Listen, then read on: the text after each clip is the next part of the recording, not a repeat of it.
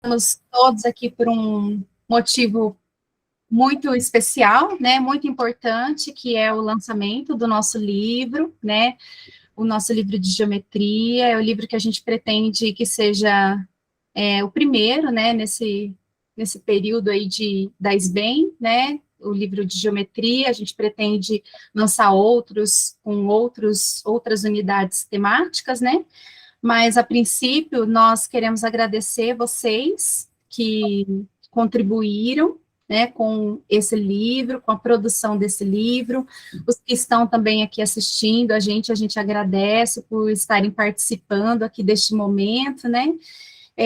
Esse livro, ele foi pensado de uma forma que ele pudesse ser construído colaborativamente, com a participação, né, dos membros da Sociedade Brasileira de Educação Matemática do Paraná, como autores e também como avaliadores dos trabalhos, né. Então, quando nós pensamos no livro, nós pensamos que ele fosse construído de uma forma coletiva, né, em que os próprios autores poderiam ser os avaliadores dos capítulos submetidos, né.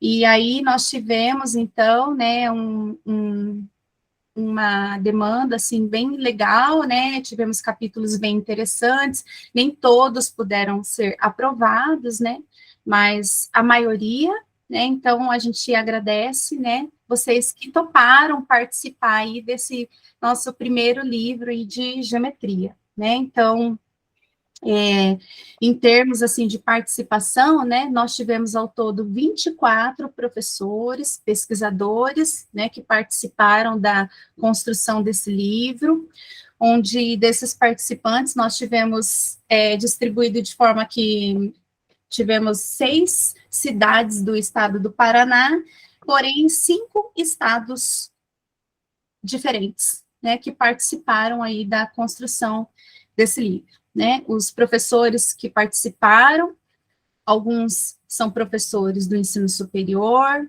outros professores da educação básica, e alguns pós-graduandos também que participaram da escrita desses capítulos, né, juntamente com os seus orientadores, ou trazendo aí as reflexões aí que são feitas aí no âmbito acadêmico, né. É interessante que quando a gente tem essa diversidade, né, de professores do ensino superior, da educação básica, né, a gente consegue construir um livro bem diverso, né, onde os seus assuntos são voltados para a sala de aula, né, que foi basicamente esse o foco, mas sob o ponto de vista aí diferente, né, aqueles que trabalham com a educação básica, aqueles que realizam pesquisa, aqueles que trabalham com o ensino superior. Então, de um modo geral, né, a gente atribui uma avaliação bem positiva, né, a esse livro, e mais uma vez agradecemos aí vocês que toparam participar dessa edição com a gente, e que vocês possam aí fazer a divulgação para os colegas, né, é um livro que foi produzido pela editora Livraria da Física, então ele tem possível comprá-lo pelo site da editora, da Livraria da Física, aqueles que querem adquirir, né, e que vocês possam aí fazer a divulgação, porque nós teremos outras unidades ainda que estão por vir, ok? Então, a gente vai começar agora com a Loreni, que vai fazer uma breve apresentação, e depois a gente vai passando a palavra para os autores dos capítulos. Quero também, antes, né, de iniciar, agradecer à Sociedade Brasileira de Educação Matemática, né, a SBEM, como diretoria, que esteve apoiando, né, e cada reunião, a gente tinha muitas reuniões para discutir o livro, como que está o livro, e aí o andamento do livro foi tudo que a gente fez, assim, foi de uma forma que a sociedade toda, a diretoria, de um modo geral, colaborou, né, contribuiu com sugestões, participando na leitura dos editais, na escrita, né, então foi um livro, assim, pensado mesmo de forma coletiva. Então, eu quero agradecer também à SBEM, a diretoria da SBEM. Então, vamos passar a palavra para a Loreni. Loreni, obrigada, Mariana. Topou aí com a gente da SBEM, esse primeiro, né, número aí de geometria. Bom, boa tarde a todos. Quero agradecer a presença de todos aqui nesse momento, né? Para a gente conversar um pouquinho sobre o livro, agradecer aos autores, os demais participantes, os membros da SBEM, especialmente a Mariana, que foi, assim, uma parceira muito, assim, legal de trabalhar, de discutir as ideias, de trocar experiência, de dividir trabalho, né? Então, quero agradecer a Mariana por essa parceria em realizar esse trabalho. Antes de falar do próprio livro, propriamente do livro, eu quero falar um pouquinho da minha experiência profissional, bem pouquinha, né? Porque eu tenho 30 anos de educação básica. Bom, então, participar deste processo de organizar este livro, junto com a Mariana e os autores, né, os membros da SBEM, né, que com os seus textos nos apresentaram diferentes olhares para a geometria. Foi um momento de muito orgulho na minha vida profissional e também na minha vida pessoal, é claro, de muita aprendizagem, com relação a desenvolver um trabalho colaborativo, como a Mariana já disse, e também aprendizagem de geometria. Para mim, trabalhar com geometria é sempre um momento de muita expectativa, de muita satisfação, de muita alegria. Nas minhas aulas, eu sempre digo assim, esta é minha praia.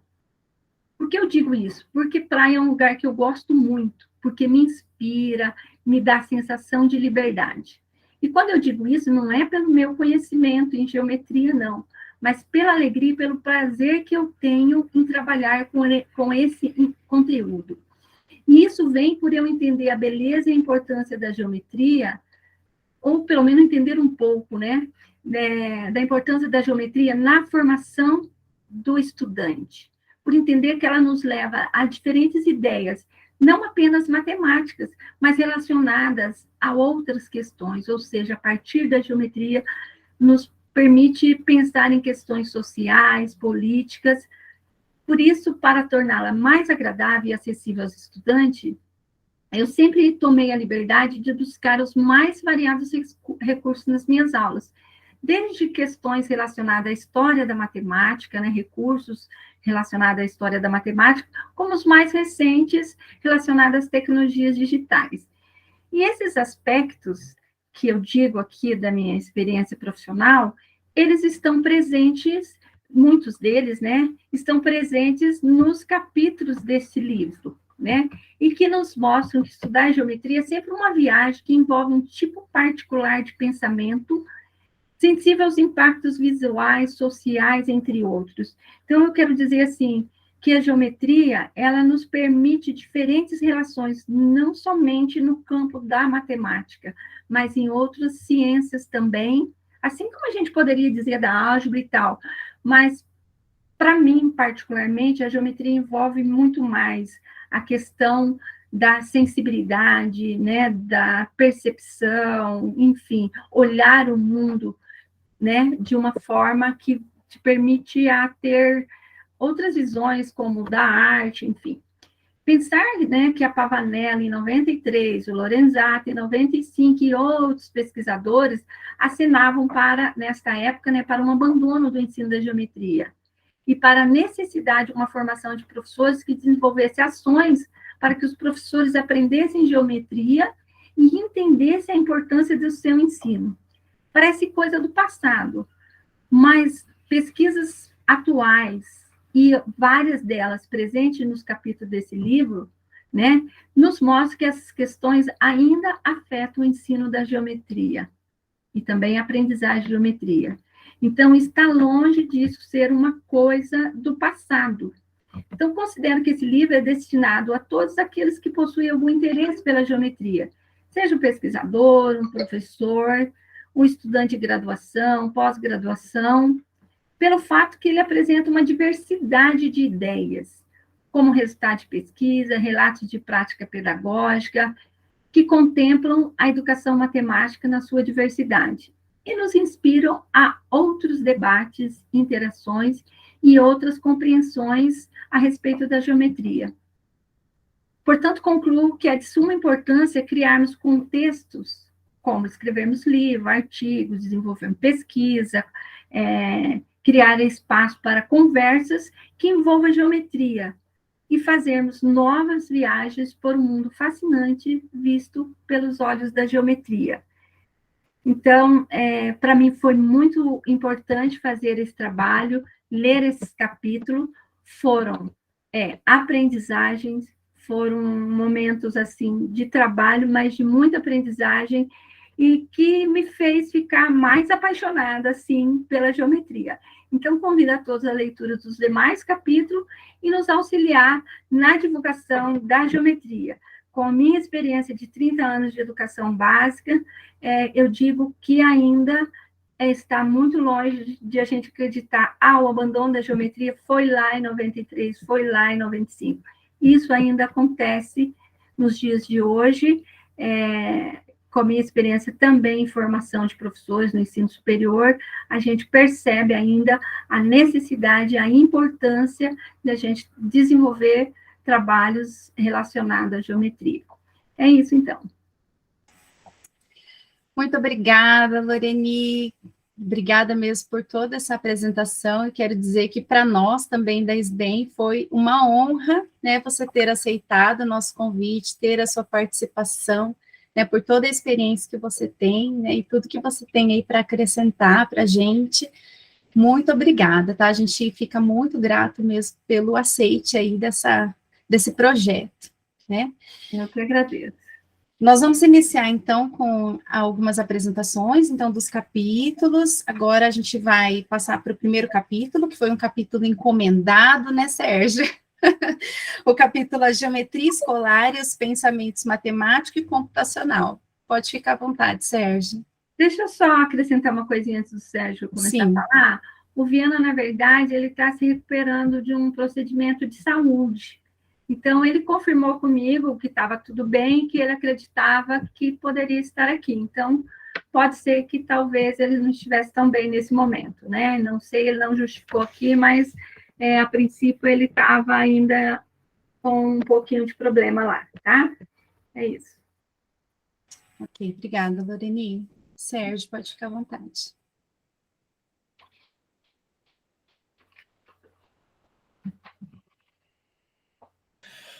Boa tarde a todos. Bom, acompanha meu tempo aí, tá, Mariana? Tem uns 5 minutos, é isso? Que a Lorenice, deixar ela fala, ela sozinha, ela fala tudo, né? Isso, 5 minutinhos.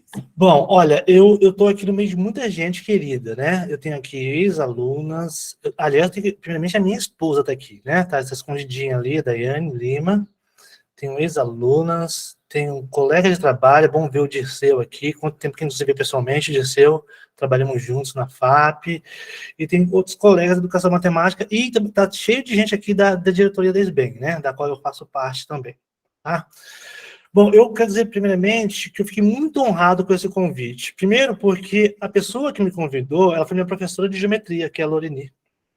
Ela me deu aula de geometria na UEL, na especialização em educação matemática. Então, eu aprendi muita geometria com ela nesse tempo também. E o Dirceu também foi meu professor nessa mesma especialização, nesse mesmo ano. Então, eu tenho professores meus aqui também, inclusive, né, nesse horizonte da tela que eu estou vendo aqui. Eu estudei meu ensino fundamental em São Paulo. E em São Paulo, na periferia de São Paulo, Zona Sul, Santo Amaro, na quinta série em diante, a gente estudava geometria e desenho geométrico. Eu acho que o meu gosto, minha preferência pela geometria, acho que vem desde esses anos escolares, né, que eu aprendi a gostar de geometria e tal, né? E eu lembro que no meu tempo de escolarização, a geometria não ficava, embora estava organizada no final dos livros didáticos, os professores dessas escolas públicas que eu estudava, eles misturavam nos bimestres e a gente aprendia geometria. Então, tinha aula de matemática, onde se estudava geometria, e tinha aula de desenho geométrico separado de matemática, numa escola pública que eu estudava, né? Enfim, quando eu fui encomendado esse texto, eu falei para Mariana e para a Lorena assim, tá ok, eu não vou escrever um texto acadêmico, não. Eu não quero escrever um texto acadêmico, eu queria escrever um texto para conversar com o professor de matemática da escola básica. E para poder falar com ele as coisas que eu gostaria de ouvir de alguém, e que eu já tinha ouvido de alguém, desses meus professores, e que eu tinha lido neste livro aqui. É um livro antigo chamado Aprendendo e Ensinando Geometria, que foi traduzido para o português, esse livro aqui, não é daqui.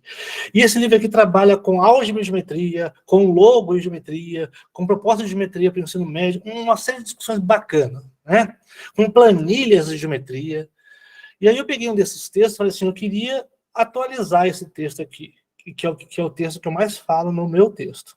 Ela trabalhava com logo, trabalhava com as propostas, eu falei, eu quero trabalhar com essas coisas, mas com Scratch e com GeoGebra. E aí surgiu a ideia de falar sobre pensamento matemático e pensamento computacional e aproveitar e fazer uma crítica à BNCC. Porque o que se propõe naquele documento é questionável em vários aspectos, né? A respeito dos vários pensamentos, tanto matemático, geométrico e computacional. Eu queria fazer essa crítica e queria, junto a isso, oferecer propostas.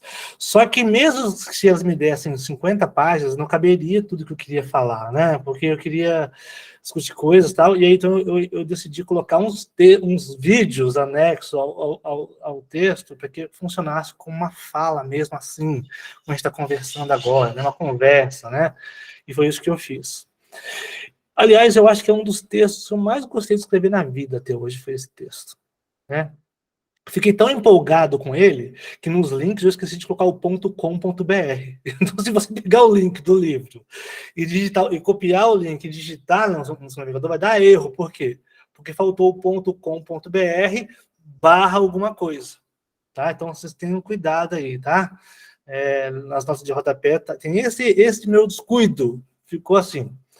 Mas a gente acabou depois disponibilizando essa questão corrigida, né? E o texto voou aí pelas redes sociais, pela internet, deve ter chegado até vocês também, inclusive. Mas, enfim, foi muito legal, foi muito bacana. A Daiane, que estava comigo aqui no dia a dia, acompanhando de perto, às vezes eu passava o dia inteiro trabalhando nesse texto, pensando, arrumando. Foi uma experiência muito gratificante. E eu espero que esse texto chegue mesmo à mão dos professores, né?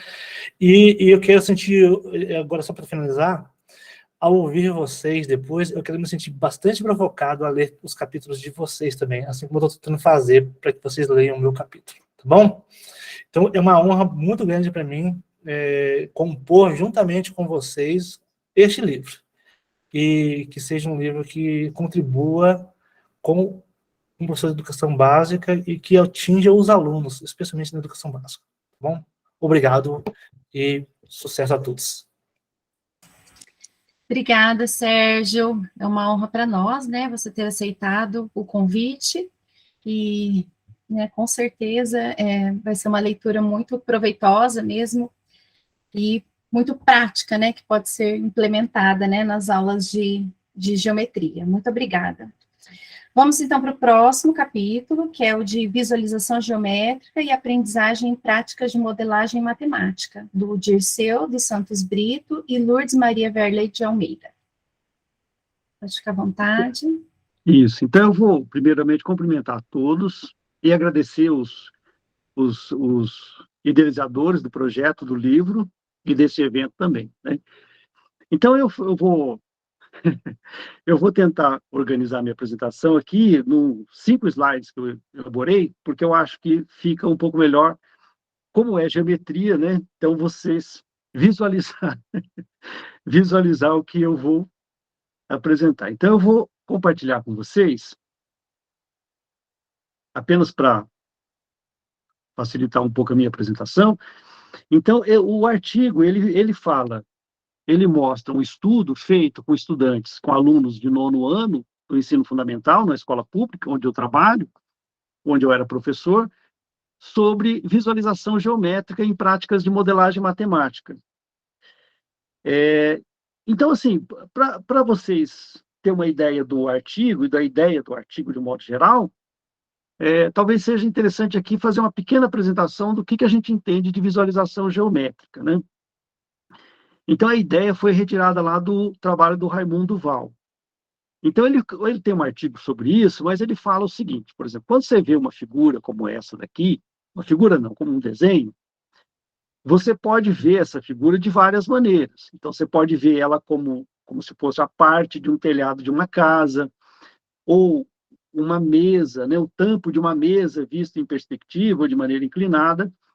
Agora, quando você vê isso aqui do ponto de vista de uma figura geométrica, você tem, segundo Duval, uma apreensão que ele chama de discursiva. Então, o que é uma apreensão discursiva? É uma apreensão das propriedades geométricas da figura. Então, você passa a ver lados opostos paralelos, você passa a ver 4 lados, 4 ângulos, ângulos opostos congruentes, lados opostos congruentes, esse tipo de coisa. Então, a visualização geométrica, segundo Raimundo Duval, ela envolve uma apreensão discursiva do desenho. Então, a ideia de visualização geométrica é nesse sentido, de fazer uma transição de uma representação pictórica, de um desenho, para uma figura geométrica, ou seja, onde o estudante faz essa apreensão discursiva. Então, o trabalho que a gente fez com modelagem segue essa ideia. Tá? Então, o trabalho que os alunos fizeram é, a partir de uma imagem esquematizada, na qual eles fazem uma descrição verbal e pictórica, ou seja, sem uso de propriedades matemáticas, e a partir dali ele ele tenta expressar aquele registro pictórico numa construção geométrica, que isso permite a utilização de conceitos e propriedades de visualização para visualizar informações. Então, o trabalho do artigo é tentar descrever como que os alunos fazem essa transição, né? A atividade que foi trabalhada com os alunos, entre outras, né, de geometria, foi sobre o uso, os métodos de amarração de cadarço de tênis. Então, tem vários métodos, eu coloquei a imagem de 3 aqui para vocês darem uma olhada. Então, tem o método americano, o método europeu, o método sapataria, e os estudantes foram convidados a questionar, ou seja, responder perguntas do tipo: qual que seria mais bonito, qual que seria mais confortável, qual que seria aquele que economiza mais cadarço, ou que gasta mais cadarço, enfim. Então, para responder esse tipo de pergunta, os estudantes têm que olhar essas imagens esquematizadas, essas imagens pictóricas, tentando identificar figuras geométricas, propriedades geométricas. Então, é esse trabalho de transição que a gente descreve no artigo. Então, essas imagens aqui estão lá no artigo, né, onde a gente tenta descrever e mostrar, através das imagens, como os estudantes fazem essa transição. Existem métodos para resolver esses problemas, então isso foi trabalhado com os alunos também. Aqui as figuras tentam mostrar os alunos fazendo construções geométricas a partir daquela imagem inicial, e o nosso artigo faz essa descrição. E aí a gente encerra o artigo apresentando um quadro onde a gente vai tentar descrever esse processo do aluno, né, de fazer essa transição para visualização geométrica em 3 estágios. Então, a gente fez estágio 0, estágio 1, estágio 2, e analisou diversas dimensões dessa transição. Então, processo cognitivo, sistema semiótico envolvido, a noção de espaço e o tipo de pensamento. Tá? Então, o nosso artigo é basicamente esse, é tentar apresentar um estudo sobre visualização geométrica nas atividades de modelagem matemática. Ok? Então é isso, muito obrigado. Ok, muito obrigada, Dirceu, muito interessante mesmo esse capítulo, né? Trabalhar a geometria sob a perspectiva da modelagem matemática, né? Olhando aí para essas transformações, né? De registros, de representação semiótica. Muito interessante. Obrigada, Dirceu. Então, vamos para o próximo, então, da Loreni Aparecida Ferreira Baldini, com Paulo Henrique Rodrigues, o pensamento geométrico e o vestibular da Universidade Estadual de Londrina. Uma análise de produções escritas registradas na revista Diálogos Pedagógicos. Bom, pessoal, o Paulo, infelizmente, não pôde participar conosco, mas eu quero dizer para vocês, então, que a ideia de escrever esse artigo, considerando essas produções escritas registradas nas revistas Diálogo Pedagógico, vem também da nossa prática profissional, né? Na educação básica, eu já utilizava essas questões nas discussões, principalmente com o terceiro ano, ou sempre em momentos que estava trabalhando geometria, olhando as produções dos estudantes para poder desenvolver, ver possíveis erros, ver os conhecimentos envolvidos para desenvolver a minha prática. E depois também, no ensino superior, na disciplina de ensino de geometria, nas disciplinas de prática, e aí eu e o Paulo conversamos, então, e pensamos em escrever esse artigo. Para quem não conhece, a UEL, ela faz o vestibular em 2 fases, no período da pandemia parece que parou aí, mas agora retomou, e a segunda fase as questões são abertas. E sempre tem a questão de geometria nas 4 questões abertas deste vestibular. E após a segunda fase, durante a correção, é selecionado questões considerada resolução satisfatória, parcialmente satisfatória e insatisfatória. E essas produções selecionadas por quem corrige esse vestibular é publicada nessa revista Diálogo Pedagógico. E aí ela traz algumas considerações, e com essas considerações, com essas produções escritas, nos permite fazer algumas análise desse. E o que a gente tentou, então, é falar um pouco do pensamento geométrico a partir dessas produções. Então, a gente utiliza Garrido e Leiva e o Van Hille, mas a gente não teve como foco situar se a questão estava no nível 1, nível 2, nível 3, nada disso, mas olhar o tipo de pensamento, porque a gente considera, então, todos os tipos de pensamento igualmente importante, não consideramos uma hierarquia, então não queríamos olhar para essa hierarquia que às vezes fica visível nas questões discutidas do Van Hille, né? Mas a gente olhar o tipo de pensamento. Então, a gente olhou para todas as questões no período, porque a revista começou em 2013, a gente olhou até as questões de 2019, que tinha sido a última publicada, analisamos todas as produções escritas de todas as questões de geometria e selecionamos uma de geometria espacial e geometria plana, aquelas que tinham mais potencialidade para a gente discutir os tipos de pensamento envolvido.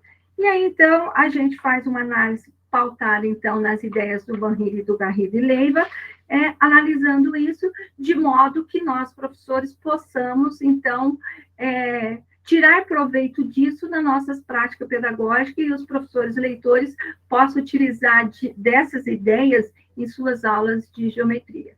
É essa, então, mais ou menos a nossa proposta. Ok, muito obrigada, Loreni, pela excelente contribuição, né, sua e do Paulo. Pessoal, eu vou... tem um pessoal pedindo onde que encontra o livro, e eu vou só colocar aqui num cantinho a capa do livro, porque tem pessoas aqui na sala que podem não ter visto, né, ou alguma coisa assim. Deixa eu só tentar aqui compartilhar de uma forma que eu consiga visualizar vocês. Aí, ficou um pouquinho pequeno, mas deixa eu aumentar aqui um pouquinho. Para eu conseguir continuar vendo vocês aí. Só para a gente deixar aqui a capa do livro. Vou aproveitando, ó, a sequência aí, né? Então, agora, o próximo capítulo é o capítulo do Vinícius Murilo Fratucci, Mariana Moran, Vanessa Cristina Rea, Franciele Cristina Agostineto, uma organização praxeológica para a construção da fórmula da medida de perímetro e área para o fractal Ilha de Koch. Boa tarde a todos. Queria iniciar, então, parabenizando a professora Mariana e a professora Loreni pela organização desse livro, parabenizar também os autores dos demais capítulos, e agradecer os meus parceiros nesse capítulo, que foi o Vinícius, a Mariana e a Franciele. Obrigada por essa parceria. Então, o nosso capítulo, ele teve o objetivo de apresentar e analisar uma organização praxeológica para a construção e exploração do fractal Ilha de Koch. A gente inicia o capítulo destacando a importância das abordagens, né, das geometrias não euclidianas na educação básica, porque, infelizmente, essa geometria não é tão abordada, tanto no ensino básico quanto no ensino superior, em alguns aspectos, né? Então, a gente busca destacar essa importância, em particular, da geometria dos fractais, que se insere nessas geometrias não euclidianas. Então, a gente apresenta uma construção para o fractal Ilha de Koch, utilizando o software GeoGebra, e é uma construção feita por etapas, né? Então, a gente tem as várias etapas ali, até chegar numa etapa de ordem N para a construção desse fractal. Com isso, a gente apresenta as tarefas e a análise da organização matemática utilizada para o cálculo da quantidade de segmentos e também da quantidade de triângulos, que são importantes, né, que são necessários em cada uma dessas etapas na construção desse fractal.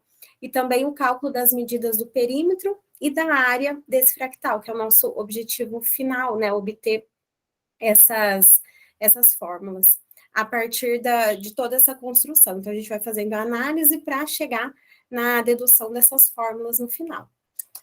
Vou passar a palavra para a Fran, que ela vai complementar um pouquinho essa parte do capítulo. Olá a todos, boa tarde. Foi uma delícia trabalhar com essa equipe, né? Uma equipe ótima, pessoas fantásticas. E eu pude contribuir um pouco no sentido que a gente trabalhou com a teoria antropológica do didático.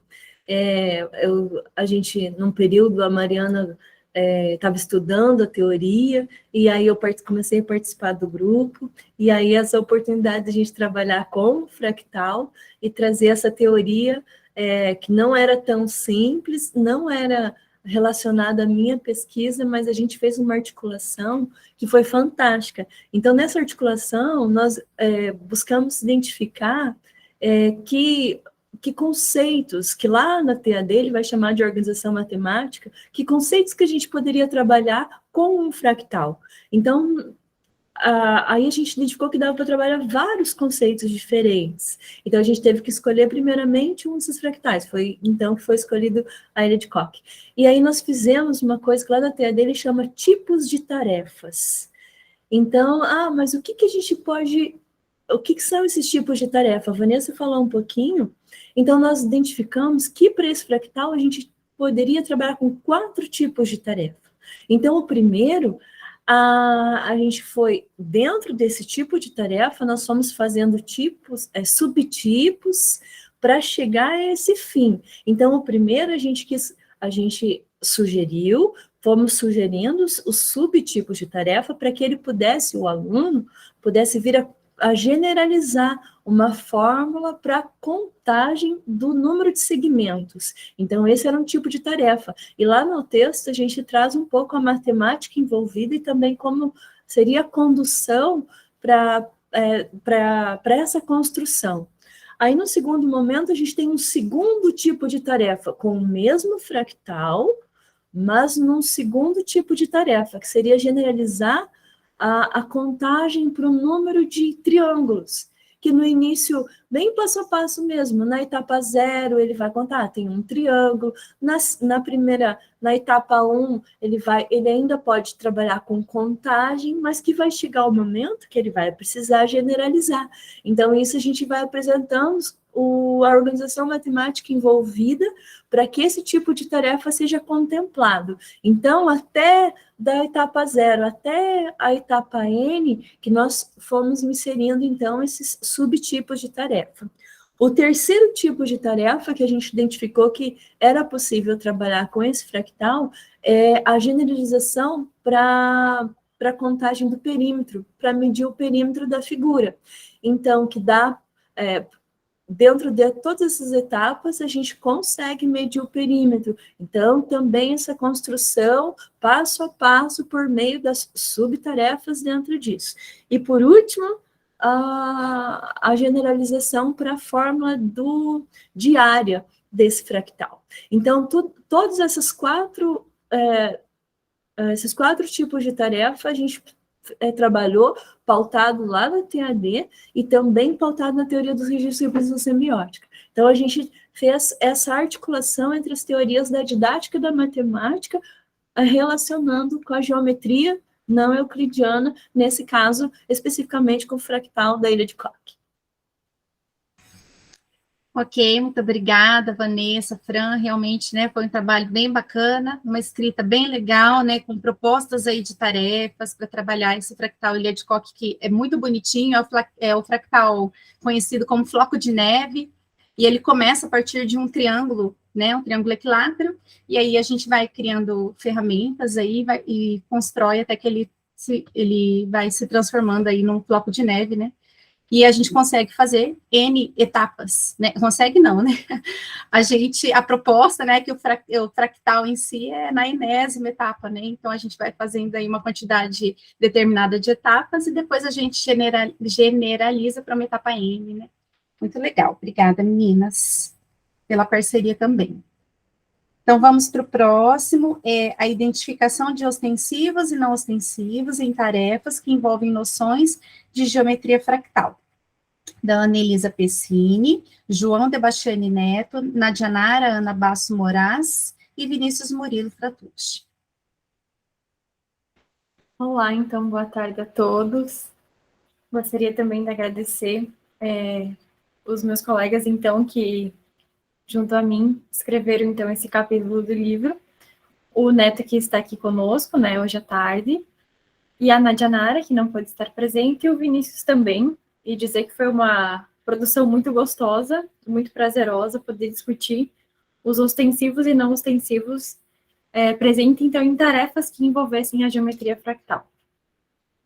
Basicamente, o nosso capítulo, ele se resume em analisar tarefas que falam sobre a geometria fractal. A nossa motivação, então, para a gente estar falando um pouquinho nesse capítulo sobre esse determinado tema, ele surgiu de discussões num grupo de pesquisa, que é o GPEG, um grupo de pesquisa em ensino de geometria, onde a gente falou bastante sobre geometria fractal, conversamos sobre a TAD, que é a teoria antropológica do didático, e resolvemos, então, fazer essa análise de objetos ostensivos e não ostensivos presentes, então, nessas tarefas.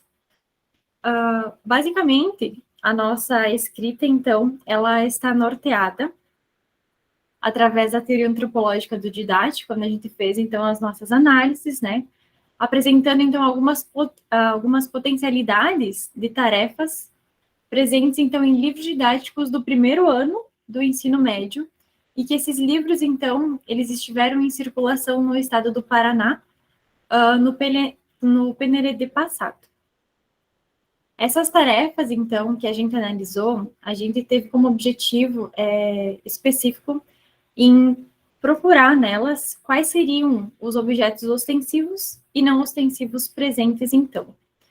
Basicamente, o que seriam esses objetos ostensivos e não ostensivos para vocês entenderem o que foi feito, basicamente, as nossas análises e o que vocês podem encontrar lá através dessas explorações, dessas atividades. Um objeto, então, ostensivo é basicamente o que a gente pode chamar de algo palpável, algo que a gente consegue visualizar ou ouvir, como sons, grafismos, gestos. Agora, objetos não ostensivos é basicamente o que a gente consegue pensar, está no nosso subconsciente, são conceitos, definições.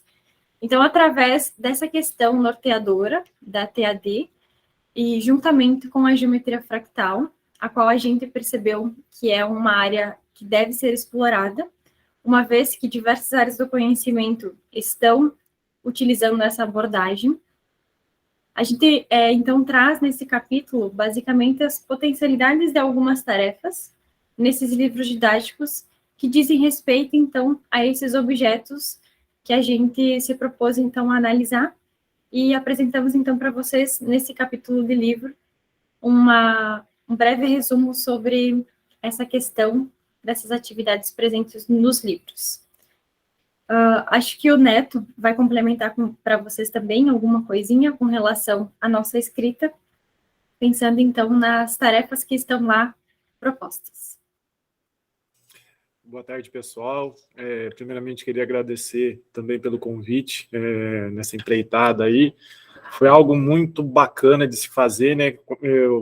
Basicamente, eu tinha alguns professores que eu não conhecia, então eu tive contato e foi muito bacana, né? Isso, para mim, é algo de muita valia, né? Essa ideia de troca de ideias com pessoas assim que a gente admira, né? Então, a gente fica muito feliz com essa questão, né? E só para complementar a fala da Ana, né? Porque a Ana, como ela já bem explorou o que a gente desenvolveu nesse capítulo, foram, assim, situações bastante interessantes e de discussões que muitas vezes até expandiam a ideia dos ostensivos e não ostensivos, né? Como a gente estava analisando esses livros aí do ensino médio, do primeiro ano, e existiam, assim, a gente não tinha uma diversidade de atividades que falavam sobre os fractais, né? E então a gente verificou essa escassez de trabalhos e normalmente atrelado a outros conteúdos, né? Então, o conteúdo, tinha alguma atividade que envolvia as noções dos fractais, mas envolvido num tópico de progressão aritmética, ou envolvido com outros conteúdos. Então era algo assim que a gente ficava se perguntando, né? Olha, mas como, né? Como que a gente pode analisar? Às vezes o aluno não tinha contato com a teoria, estava trabalhando com o fractal às vezes e não conhecia o que era o fractal, né? Não tinha nem um trabalho inicial sobre tais conceitos. Então a gente verificou que, para além da ideia dos ostensivos, a escrita desse capítulo foi na ideia de, nossa, os fractais eu acho que poderiam talvez ser explorados de uma maneira distinta, ou a forma como podem ser feitas nesses livros, né? Quer dizer, era algo que extrapolava o que a gente realmente estava preocupado. Então, assim, muitas discussões, algo bem bacana, poderíamos fazer aí outras discussões em cima desse trabalho, né? Mas eu não vou falar mais disso não, porque daí já vira spoiler, né? Então vamos deixar para o pessoal ler esse capítulo que fica mais interessante, tá?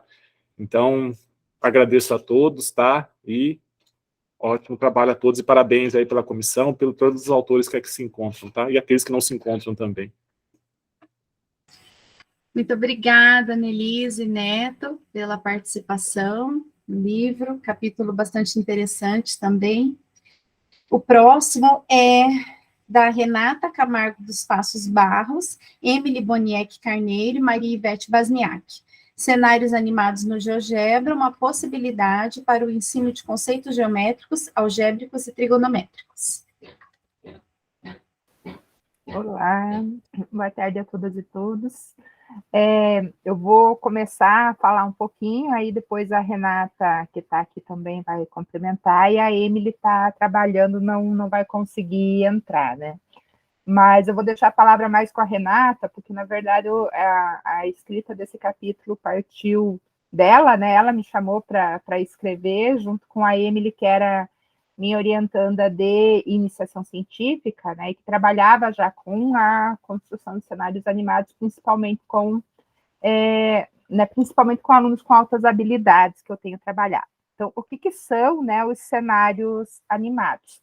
Mari, tem problema se a gente tirar um pouquinho a tua tela para mostrar, só que eu acho que fica mais fácil de compreender, e a Renata acho que pode projetar, né, daí eu vou falando só um pouquinho, né, do que são, né, e como que começou, né, esse trabalho. Na verdade, o trabalho com os cenários partiu de uma professora da sala de recursos que trabalha com alunos com altas habilidades, e que trabalha no mesmo, a escola é no mesmo prédio da universidade, e um dia ela me procurou dizendo que, né, ela trabalhava com esses alunos, mas ela era pedagoga e ela sentia que ela precisava incentivá-los mais, né? E aí, de um aluno, na verdade, do PIBID, que tinha feito algumas construções, surgiu a ideia, né, de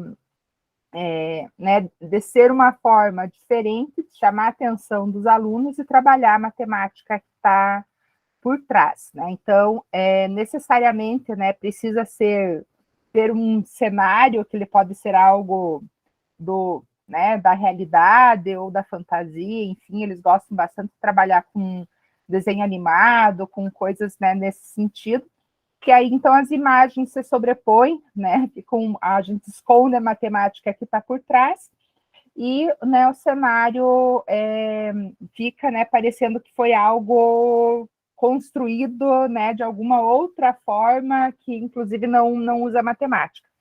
E aí que, né, as meninas, né, quando viram a chamada do livro, né, me chamaram, né, tendo a ideia da gente discutir a construção de alguns cenários, né, que por trás, e trabalhando a geometria, que fosse possível trabalhar a geometria que está por trás, tá? Renata, eu deixo para você mostrar, então, daí agora, cenários. Boa tarde a todos.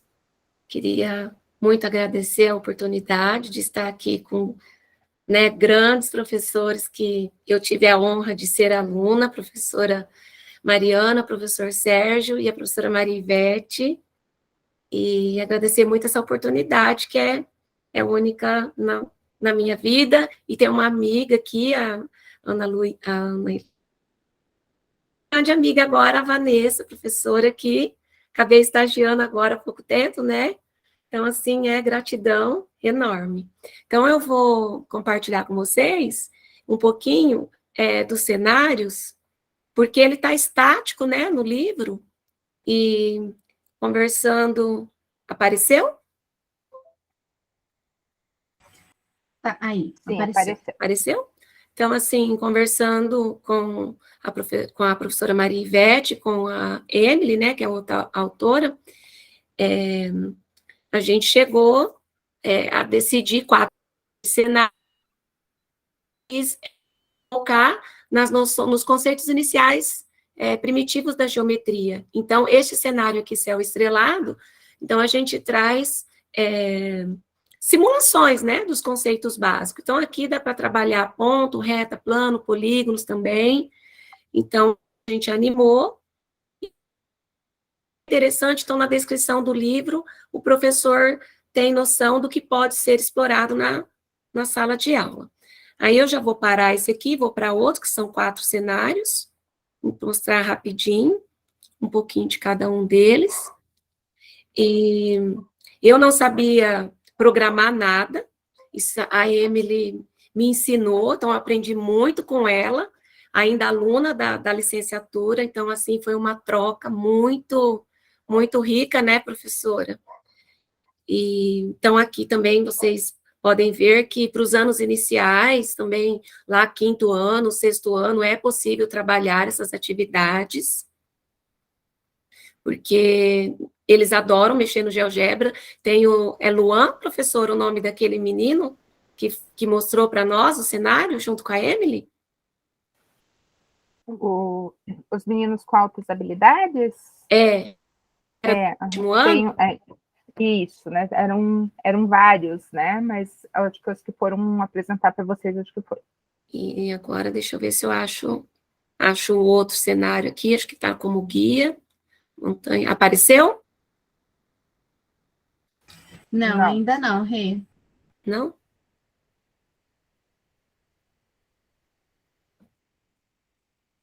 Agora sim? Sim. Então, esse aqui foi o cenário que deu mais trabalho. E o que a gente queria fazer era o loop, mas aí o tempo não foi suficiente para a gente conseguir juntar as funções, né? Então, ficou sem o loop, fica para o próximo aí, como a professora Mariana falou. Então, deixa eu parar a apresentação e ir para outra guia. Foi assim na ordem, tá? Cronológica do livro, apareceu? Sim. Mas a ideia mesmo, a geometria nos conceitos iniciais, para trabalhar conceitos de reta, né? E esse da montanha-russa, ele foi um pouquinho além, daí já dá para 9º e ensino médio. Então, esse, a gente também pensou em trazer algo que pudesse ser utilizado também para os outros anos. E a questão dos cenários, o que a gente achou bem interessante foi a ludicidade que o professor pode linkar a língua portuguesa com produção de texto, a língua inglesa para tradução, né, para a língua inglesa, a questão de contar historinha. Então, assim, dá para fazer uma interdisciplinaridade. Professora? Muito legal. Muito legal, Renata, obrigada. A Renata, a professora Marivete também, muito obrigada por abrilhantar aí o nosso livro com esse capítulo tão interessante, né? Então, vamos para o próximo, a estruturação espacial no desenvolvimento das habilidades geométricas no início da escolarização. Leila Pessoa da Costa, Regina Maria Pavanello e Sandra Regina D'Antônio Verrincha. Olá, colegas, professoras Mariana e Loreni, muito obrigada pelo excelente trabalho aí de coletar todas essas produções, né? Eu vou fazer uma breve apresentação do que nos motivou, né, o produto que é esse capítulo, e a Sandra depois vai falar um pouquinho sobre ele, né? Então, nós pertencemos a um grupo, né, que é o GPM aqui da UEM, que é o Grupo de Ensino e Pesquisa em Educação Matemática Escolar, e nós tínhamos um projeto que era produzir material para o ensino da geometria para professores da educação infantil e dos anos iniciais. Então, nós utilizamos nesse projeto a engenharia didática como metodologia, né, seguindo lá todos os passos, e foi uma construção coletiva, né, usamos também aí o princípio da dialogicidade, né, freiriana, para poder construir esse trabalho. A primeira parte do trabalho, que foi para os anos iniciais, ele já acabou sendo colocado num livro, né, que se chama Geometria na Educação Infantil, o que, por que e como, porque o objetivo era justamente a gente trabalhar a formação do professor para que ele soubesse exatamente o porquê que ele estaria desenvolvendo algum ou não. No desenvolvimento desse trabalho, uma outra coisa que nos chamou a atenção é que, usando, né, a categoria do Van Hille, era necessária uma categoria anterior, né, que era da exploração espacial. Né? Então, por isso que ele, na verdade, ele está muito forte aí nos anos iniciais, mas ele é o que marcou a tônica do nosso trabalho. E esse trabalho que está aí nesse livro, esse capítulo, ele é uma das produções que nós desenvolvemos com os professores do primeiro ano, né? Aí dentro de toda essa perspectiva. Então, só para a gente entender, né, como que surgiu esse capítulo, como é que surgiu esse trabalho, né, para a gente poder entender um pouquinho mais dentro de um contexto maior. Então, passo agora a palavra para minha colega, Sandra, para ela falar um pouco sobre esse capítulo. Obrigada, Leila. Primeiro, eu também quero agradecer, né, as organizadoras do livro e também aos demais colegas, né, porque eu acho que todo livro é sempre de muita alegria para todo mundo, né, seja ele feito numa produção individual, seja ele feito numa produção coletiva, né, onde você tem vários capítulos, a gente sempre fica alegre de ver uma produção nova surgindo e ver boas discussões, principalmente no sentido da geometria, que ainda é algo que precisa ser bem explorado, né, especialmente na educação básica. Bom, então, como a Leila falou, eu vou projetar aqui só para vocês entenderem um pouquinho de como se deu a tarefa.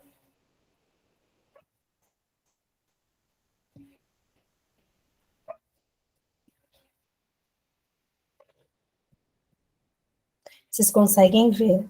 Sim?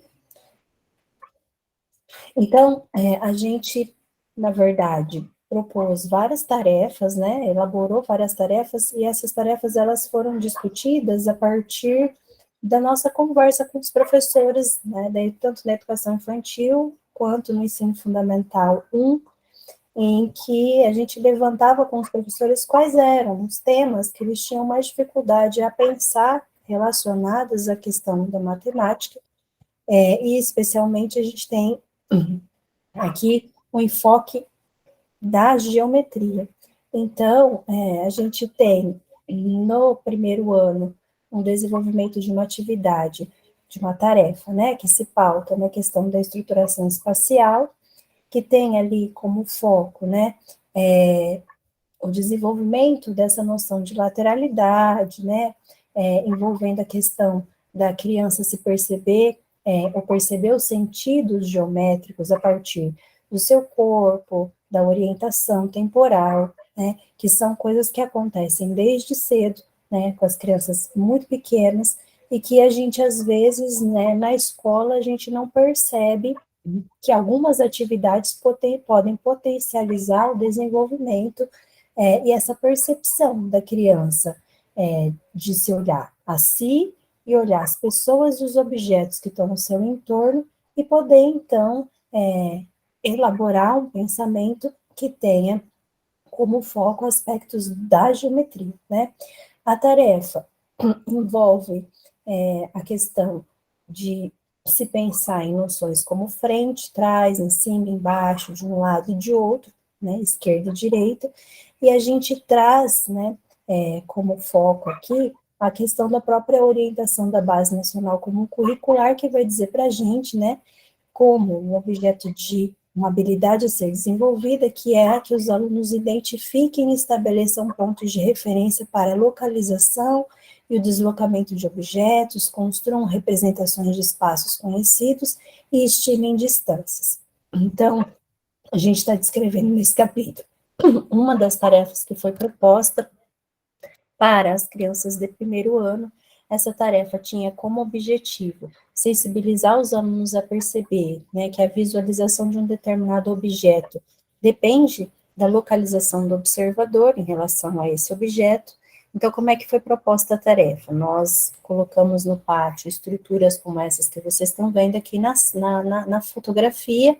A gente pediu, então, para que as crianças sentassem em círculo à volta dessas figuras e cada criança pudesse fazer, então, a representação, né, no papel daquilo que ela estava visualizando de acordo com a posição que ela ocupava. Então, aqui vocês estão vendo na fotografia as crianças sentadas em círculo, cada uma fazendo a sua observação. Eles tinham lá uma pranchetinha na qual eles podiam apoiar a folha e fazer os seus desenhos, e depois esses desenhos foram discutidos pela professora, né, no sentido de fazer com que as crianças percebessem que há diferentes representações, e essas diferentes representações estavam relacionadas à posição que esses alunos ocupavam aqui no pátio com relação à figura ou à montagem desse objeto, né? E que se eles mudassem de posição, né, automaticamente o desenho também mudaria. Então, a professora, num momento posterior, fez a troca das imagens entre os alunos e pediu para que os alunos tentassem, a partir do desenho do colega, identificar qual seria a posição que esse colega estava ocupando frente a essa instalação que foi feita. E aí, né, houve toda uma exploração, um diálogo entre professores e alunos para que as crianças percebessem que, dependendo da posição em que ela estava ali ou no pátio, haveria uma alteração na representação, porque mudaria a vista, né? E a professora depois sistematizou isso, né, num texto coletivo que foi construído junto com os alunos da turma, tá? No livro, a gente traz também, além da experiência da tarefa, né, a gente traz outras possibilidades, no caso aqui, são pequenos cubos que o professor poderia se valer dele para que, fazendo diferentes montagens com os cubos coloridos, as crianças pudessem observar essas diferentes estruturas e na folha de papel quadriculado com lápis de cor representar as diferentes vistas. Com a tarefa, né, e a aplicação, a implementação dela em sala de aula, foi possível da gente perceber, né, que a proposição de tarefas que tenham foco no desenvolvimento do sentido espacial, elas são extremamente importantes, né, no sentido de contribuir ali com o desenvolvimento do pensamento da criança, da compreensão da criança de aspectos envolvendo a geometria, que o professor, né, ele precisa perceber a importância do seu papel na elaboração e na proposição de tarefas, tarefas que sejam provocativas, no sentido de colocar a criança em ação e também em pensamento, né, para que haja momentos de interação e de discussão, e depois de sistematização de informações envolvendo a geometria, e não só apresentação de figuras, né, como a gente percebe muito no ambiente escolar, especialmente nos anos iniciais, que o desenvolvimento das capacidades espaciais ele está relacionado também com outras áreas do conhecimento, entre elas a própria questão da alfabetização, né, e que há uma importância extremamente grande, né, da reflexão sobre a ação dos alunos nas tarefas que são previamente elaboradas, ou seja, né, que se faz necessário um olhar cuidadoso para as respostas que os alunos nos dão, sejam elas nas representações, sejam elas de forma escrita, ou sejam elas a partir dos diálogos que são estabelecidos, para que a gente compreenda, né, em que aspectos os conhecimentos foram se acomodando, o aluno se apropriou de algum aspecto, algum conceito geométrico, e quais deveriam ser novamente explorados em outras tarefas. É isso, gente, né? Espero que tenha ficado claro. Se a Leila quiser complementar alguma coisa, como eu disse, essa foi uma das tarefas que foi aplicada. Nós aplicamos outras tarefas, não só no primeiro, como no segundo, terceiro, quarto, quinto ano, e aqui a gente, nesse capítulo, descreve uma delas, né? Foi um prazer trabalhar no grupo, né? Foi muito gostoso esse período, a gente foi para a escola e vivenciou a experiência, né, da observação e da proposição dessas tarefas, então para a gente foi muito gratificante depois ver o resultado dessas aplicações, dessas implementações, dessas discussões com os professores, se tornar ali algo palpável, como a escrita de textos e de artigos, e esse capítulo agora que está aqui nesse livro. Obrigada. Eu queria só reforçar, né, eu acho que o nosso capítulo, ele é um peixinho fora d'água, porque todo mundo fala aí do ensino fundamental, ensino médio, então, assim, obrigada, Mariana e Loreni, por ter colocado esse capítulo, porque eu acho que é importante a gente trabalhar as questões de geometria desde a educação infantil, né, porque senão a gente também fica esperando dos nossos alunos. Então eu acho que o capítulo nesse livro, acho que ele tem essa importância de trazer um pouco a importância do ensino da geometria na educação infantil e nos anos iniciais, porque parece que a gente acaba lembrando disso só quando a gente está lá nos anos finais de ensino fundamental e principalmente no ensino médio, né? Então, achei bem interessante quando eu recebi ali a relação dos capítulos, eu falei, o que nós estamos fazendo aqui nesse universo que não é o nosso universo habitual, né? Mas, assim, muito obrigada e espero que isso possa trazer aí algumas reflexões para nós que trabalhamos aí com o ensino da geometria. Leila, eu ia falar exatamente isso, mas sob uma outra perspectiva, né, que o capítulo de vocês, ele veio para completar, né, a pecinha que faltava ali era esse capítulo, e veio para fechar, né, encaixou muito bem, ficou muito legal, muito obrigada, tá, por terem submetido a proposta e pela participação de vocês, que muito nos honra, né, pela bagagem, toda a experiência, né, como professoras e pesquisadoras que vocês são, muito obrigada. Então, vamos para o próximo, vai ser o último que vai ser apresentado aqui, porque os dois últimos, os autores não estão presentes e eles avisaram que não poderiam estar. Uma sequência didática para o ensino de geometria espacial no segundo ano do ensino médio, da Luciana Vanessa de Almeida Buranello. Isso. Oi, Luciana. Tudo bom? Boa noite, né? A gente já está aí à noitinha já, boa noite a todos, né?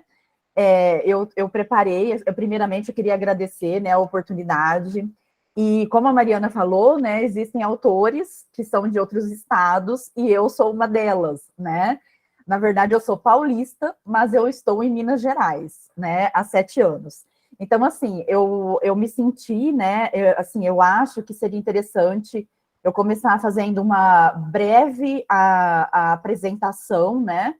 Uma breve apresentação minha, e aí eu preparei os slides aqui também para ver se eu não fujo muito do assunto, né? Porque às vezes a gente vai abrindo janelinhas, contando experiências, porque o meu capítulo tem a ver com a minha experiência de sala de aula, né? Vocês estão vendo? Acho que sim, né? Sim, sim. Então, assim, o capítulo que eu submeti no livro e que está aí, né, entre o de vocês, ele tem o título Uma Sequência Didática para o Ensino da Geometria Espacial no segundo ano do ensino médio, e eu coloquei algumas fotos que também estão no livro, né, para vocês terem uma noção do que são os prismas, né, de arestas de elástico. É um material de apoio curricular que eu venho produzindo, inclusive com o curso de licenciatura em matemática, e, na verdade, eu me sinto desafiada a aplicar no ensino médio, porque eu sou professora EBTT do IF Sul de Minas, Campus Passos, e eu me sinto desafiada a aplicar em sala de aula o que eu trabalho no curso de licenciatura, né? Eu acho que é uma questão de coerência e é uma questão de testar essas sequências didáticas, né? Para ver se realmente tem um efeito interessante e também para analisar a minha prática, porque eu faço análise da minha prática pedagógica constantemente. Então, para vocês me conhecerem um pouquinho, né, eu sou a professora Luciana, leciono no curso técnico do IF Sul de Minas Campus Passos, no curso técnico em produção de moda, integrado ao ensino médio, né, e atualmente eu estou na coordenação desse curso e dou aula também na licenciatura em matemática. Eu tenho mestrado, doutorado e pós-doutorado pela Universidade Estadual Paulista, a Unesp de Bauru, né, pelo Programa de Pós-Graduação e Educação para a Ciência, e a minha pesquisa não é, né, voltada para a geometria, como muitos de vocês, né, ou eu penso que a maioria, ou todos, fazem pesquisa em geometria.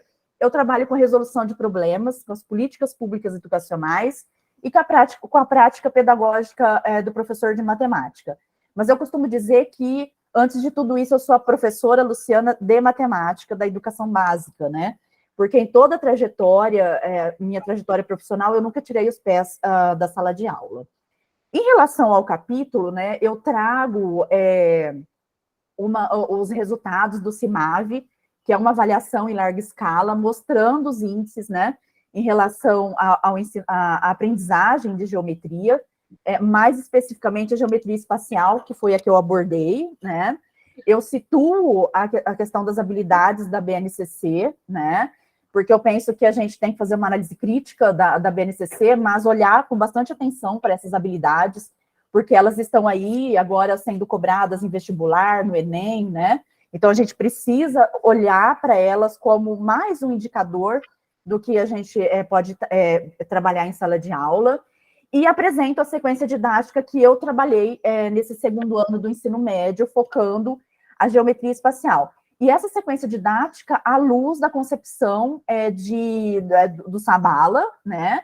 Eu trago desde o levantamento dos conhecimentos prévios que eu fiz em sala de aula para poder articular materiais e ensinar os conceitos elementares da geometria espacial, e mostro isso no artigo, né, no capítulo do livro. O meu objetivo era verificar, porque, assim, eu me intitulo como uma professora pesquisadora. Então, assim, eu sempre parto de uma questão central, né, e essa questão central, tendo como pano de fundo a minha experiência em sala de aula, e aí eu elaboro um objetivo, que do capítulo de livro é esse que eu destaco para vocês, né? Verificar quais as possibilidades de introdução da geometria espacial por meio do planejamento e da execução de uma sequência didática envolvendo a construção e a exploração de prismas de arestas de elástico, que é um material que eu trabalho há muitos anos em sala de aula. A participação na pesquisa, né, os participantes fui eu, tanto é que eu utilizo uma metodologia de pesquisa, né, a fenomenologia, que me permite analisar o processo olhando de dentro, né, um olhar em perspectiva do que estava acontecendo, e os meus alunos, né, da época, do segundo ano do curso técnico em produção de moda. E aí, como a gente tem 5 minutos, né, vou focar agora nos resultados, os resultados da pesquisa, eu trago isso no capítulo, né. Realmente a sequência didática planejada mostrou-se eficiente para os meus objetivos, né, de professora em sala de aula. Eu percebi um maior interesse e um melhor rendimento dos alunos, né, na avaliação escolar bimestral. Eu percebi o desenvolvimento de habilidades cognitivas relacionadas à geometria espacial, como relacionadas a conceito de prisma, reto e oblíquo, a área lateral e total, elementos do prisma, relação de Euler e etc. E também foi muito bacana, porque eu percebi o resgate de conceitos relacionados à geometria plana, porque eu quis partir desses conceitos elementares, não já apresentando fórmulas, né, para que o aluno chegasse ao cálculo da área total, por exemplo, de um prisma. E o material, né, prismas de arestas de elástico, se mostrou bastante articulável com sequências didáticas do livro didático e outros materiais, como coleção de prismas de acrílico. Então, assim, a proposta do capítulo não é estabelecer uma receita, né, mas sim inspirar os outros professores, né, a aplicar materiais, articular materiais interessantes, né, eu digo diferenciados, que façam o aluno pensar fora da caixa, no ensino, para o ensino de geometria. Eu penso que esse foi o meu objetivo quando eu, no caso, apliquei a sequência, e também quando eu resolvi, no caso, submeter o capítulo nesse livro, né? Eu penso que é isso, não vou me alongar, né? Porque a gente já está aí nos 49 do segundo tempo, né? E eu queria agradecer mais uma vez, né? É um prazer estar aqui entre vocês. Obrigada, Luciana, por ter, né, submetido esse capítulo, que também, né, contribuiu muito com o nosso livro. Então, rapidamente, eu vou só ler o título e os autores dos 2 últimos capítulos, que não estão presentes aqui. Sólidos geométricos com faces curvas, possibilidades de ensino por meio do uso do software GeoGebra no 4º ano do ensino fundamental, da Solange Mussato, Alcinda Souza Muniz Teixeira. E ensino de geometria espacial por meio do software GeoGebra, análise de uma intervenção em sala de aula sob as lentes do modelo de Van Riel, Ana Maria Mota Oliveira Scalabrin, Solange Mussato e Vinícius Pazucchi. Pessoal, então a gente agradece, né, agradecemos pela participação de todos vocês no capítulo, agradecemos aos que estão aqui nos assistindo, né, eu coloquei o link onde é possível a gente encontrar o livro, né, para compra, que vocês podem divulgar para os colegas. Nós temos o material adicional, como o Sérgio disse, né, onde tem os links corrigidos, referente ao capítulo que ele escreveu, e aí dá para, um material que a gente pode divulgar e distribuir, né, Sérgio, porque é legal, que traz um pouco também do que o nosso livro aborda, né, que é para a sala de aula, mas de um modo geral, né, agradecemos aí a participação de vocês e esperamos aí encontrar vocês, outros pesquisadores aí nos próximos livros. Loreni, pode ficar à vontade. Bom, pessoal, para encerrar, então, eu quero citar o professor Viana aqui no prefácio. Ele realmente acabou de mandar uma mensagem que não foi possível mesmo participar conosco nesse momento, né? Ele diz no prefácio que este livro é destinado ao leitor que se interessa por pesquisa e prática de educação matemática que valoriza a diversidade. Então, o que a Leila nos falou, né? Esse livro, ele traz uma diversidade mesmo. Então, tem pesquisa, tem prática de sala de aula, tem várias abordagens. E ele ainda complementa dizendo assim, que neste livro encontraremos, né, coisas que vão corroborar algumas de nossas crenças ou hipóteses prévias e outras que vão desafiar-nos a contradizê-las, né? Isso é bem interessante, né? Porque às vezes a gente lê um capítulo e tem uma ideia diferente e fica o desafio da gente estudar e pensar em como contradizer, né? Bom, eu também quero agradecer a todos pela participação neste momento. E assim a gente considera, então, que esse livro está lançado oficialmente, né? E fica, então, o convite para a leitura, para o seu uso, e que a gente possa, então, continuar conversando, escrevendo, pesquisando, estudando a geometria, que a gente possa, então, com isso, proporcionar aos nossos estudantes, aqueles que a gente participam da formação dele, uma experiência agradável, utilitária, formativa, a partir da geometria, tá? Muito obrigada a todos, e assim a gente encerra, né? Não sei se a Mari já fez uma foto oficial aí, mas merece a foto oficial, né? Verdade. Quem puder abrir a câmera, então, a gente tira uma foto, rapidinho. Vamos lá.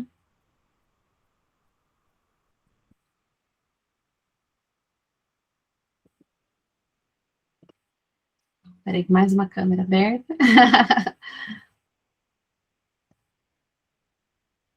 Beleza, pessoal, muito obrigada, um excelente evento a todos, né? A gente tem mais aí pela frente. Tchau, tchau. Tchau, gente. Obrigada. Tchau, tchau. Tchau.